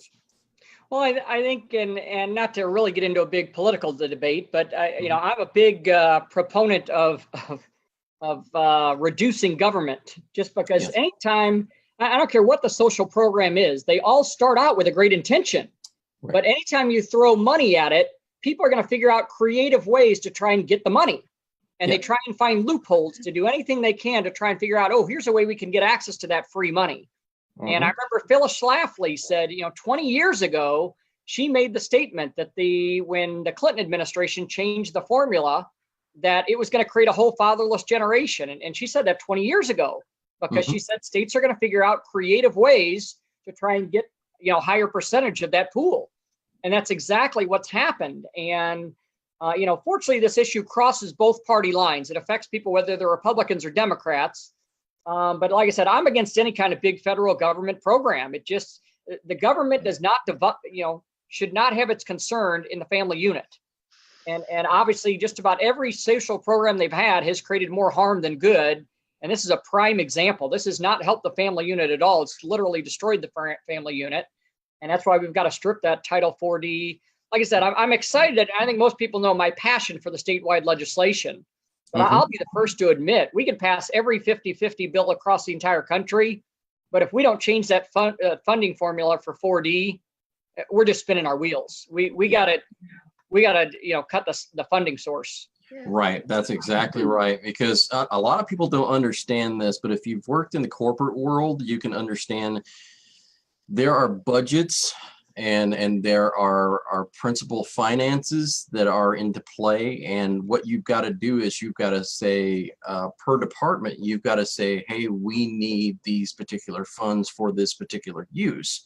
And if you don't use those funds, you lose those funds. And that's exactly what's going on with DHS too when it comes to Title 4D. When they're not using the funds, they're losing them. They're going somewhere else. So that's why they use them and try and use them in excess to get more funding. You're exactly right. Mandates need to go. Yes. Yeah. Yes. Yeah. So one of the people I'll be meeting with this week is Ben Carson, and I think he's definitely going to have some influence in this. So I'm definitely looking forward to that meeting. Yeah, definitely. And Ben Carson's is a big person out there when we're talking about some of these things, because in a medical perspective, obviously he's going to be able to understand and see the trends with different things that are going on within the medical field. Obviously, you've got suicides and young teenage pregnancies and things, and he's going to be able to understand what those statistics means once you start bringing those out there. So that's very good, very, very awesome. So definitely mark your calendars. Well, I won't even say mark your calendar anymore. I'll say get your ticket. I was going to say it's coming up, so we need people to get their tickets now. Yes, but are you still in there? Yeah, I'm not picking up your mic, bud. Yeah, still not picking up your mic. I don't know why. Yeah. Yeah, no mic, no microphone. I don't know why. All of a sudden it just kind of muted your mic. It happens like that sometimes. It's the feds trying to silence them. Look what I got. That's great. Yeah, there you go. I found No. this. Yeah, Can y'all hear me? Yeah, I can hear you. I can't hear Bud, unfortunately. Sometimes that mic cuts out when it logs out or logs back in. Unfortunately, the Zoom is kind of a little messed up that way sometimes. Mark, I don't know if you see that, but I found this. I was at a yard sale. Like I went to a yard sale. I like stopped in the yard sale and I saw this on the table and it's like a little US Constitution. And do you see it? Yeah, I'm looking on my phone because I can't get any video to come up on my computer for some reason. Huh, that's odd. And it was laying there and I said, well, can I get it? And anyway, she was like, oh, you can just have it, because I was like, can I buy this? It's really cool. So anyways. Oh, I see. It's got Ben's picture on it. Yeah. Oh, that's awesome. When I was helping Stump for his campaign, they would send me boxes of little biographies of his to pass out, and it was, I mean, boxes and boxes of books. It's funny. I just picked it up because then the woman was like, you can have it. Because I was like, oh, how much, I can buy it, and she was like, oh, just take it. I'm like, Nah. Yeah, Ben's a neat guy. I was able to host him when he was running for president, when he came through St. Louis and spoke at the Eagle Forum event. I was able to host him that weekend, and just him and Candy, just a great couple. So awesome. Awesome. And for the event, Mark, I'm sorry?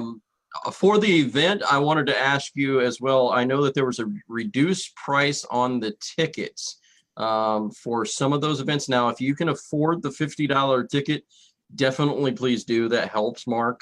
Obviously, with all of the fees that need to be paid for the room and everything like that.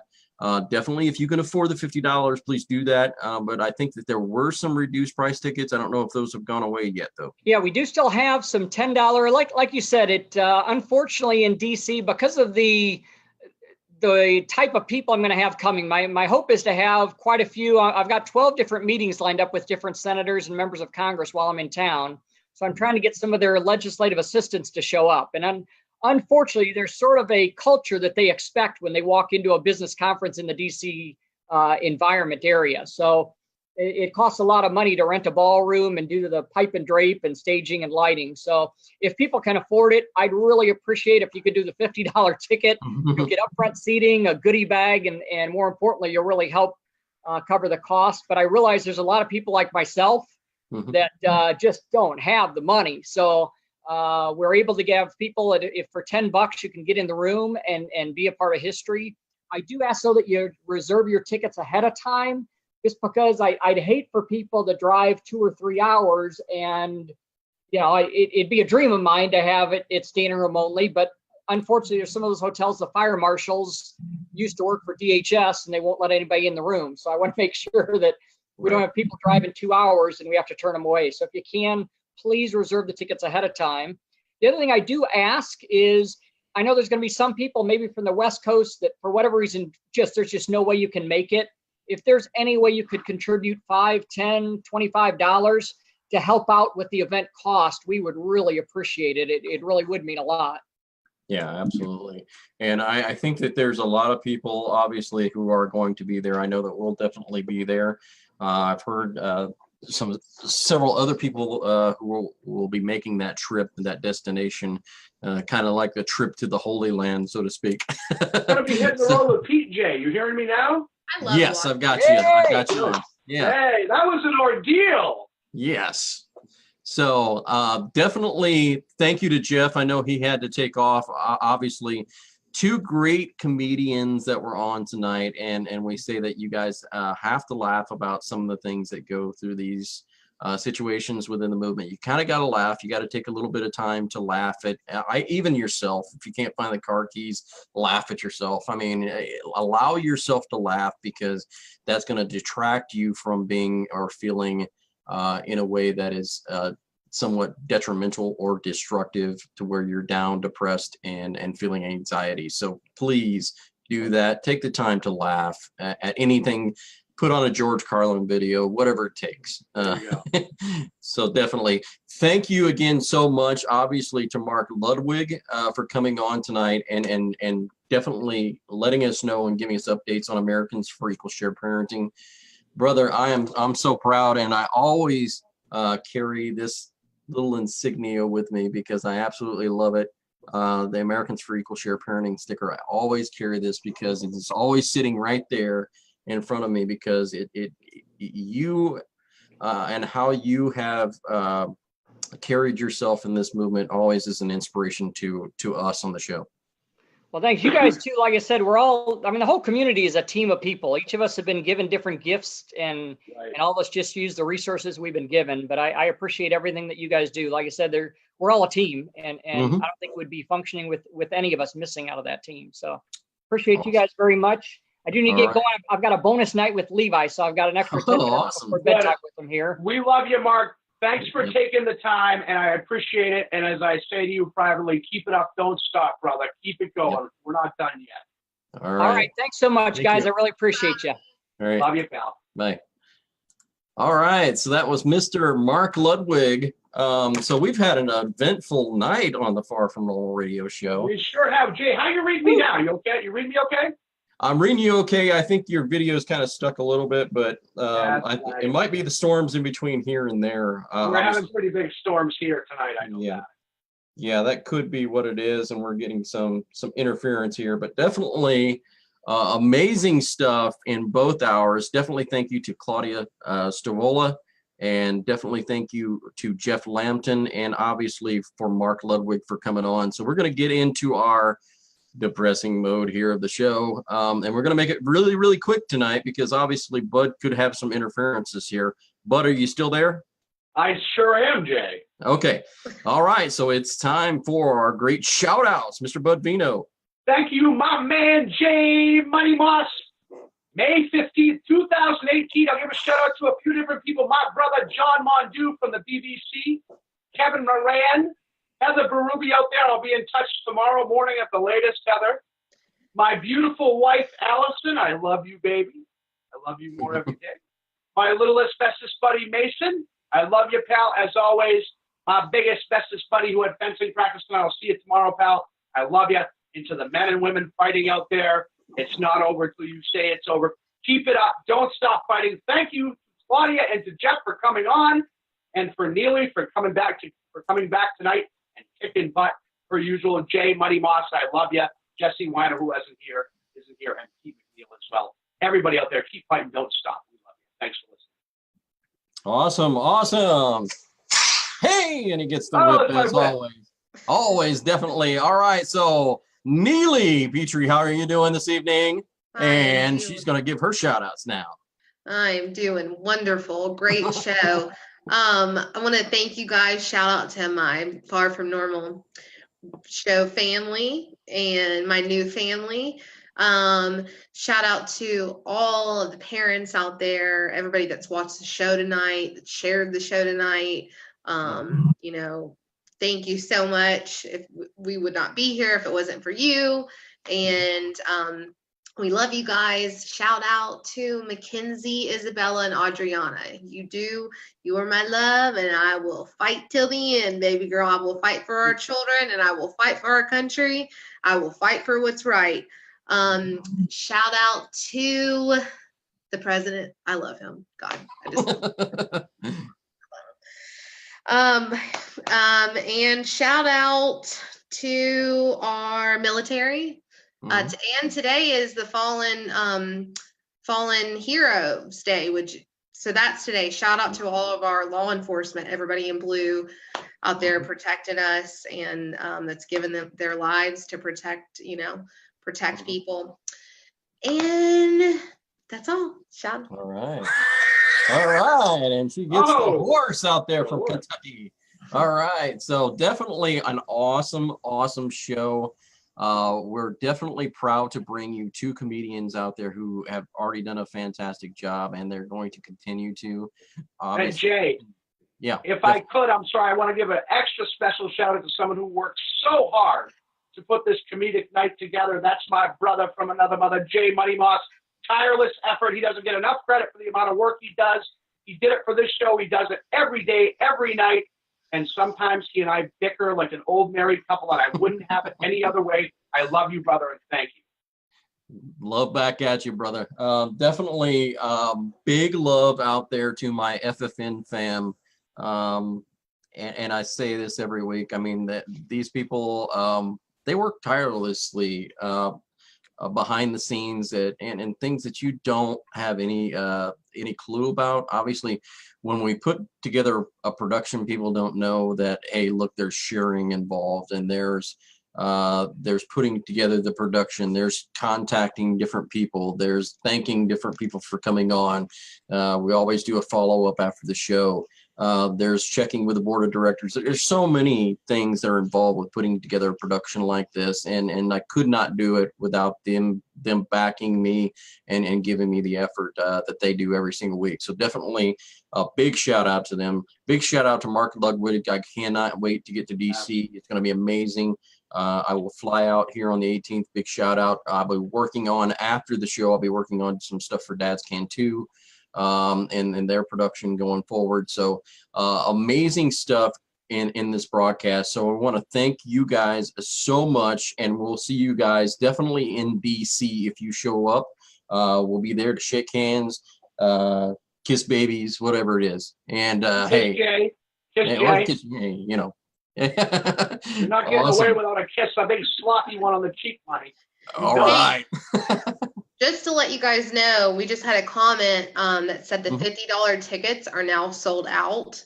Ooh, okay. There are still $10 tickets available. So All right. Thank you All for right. that, Haley. Good deal. Good update. So job. great update, and we love you guys out there. You are our FFN, as we call it, the FFN asylum, because it's far from normal, obviously, and it's okay to be a little far from normal. So we want to definitely thank you guys for pushing the show, pushing us to be better every single week. We love you guys. You are the show, and as we always say, signing off on the show, you are important, you are loved, and you are cared about. God bless. Chins up. Love you guys.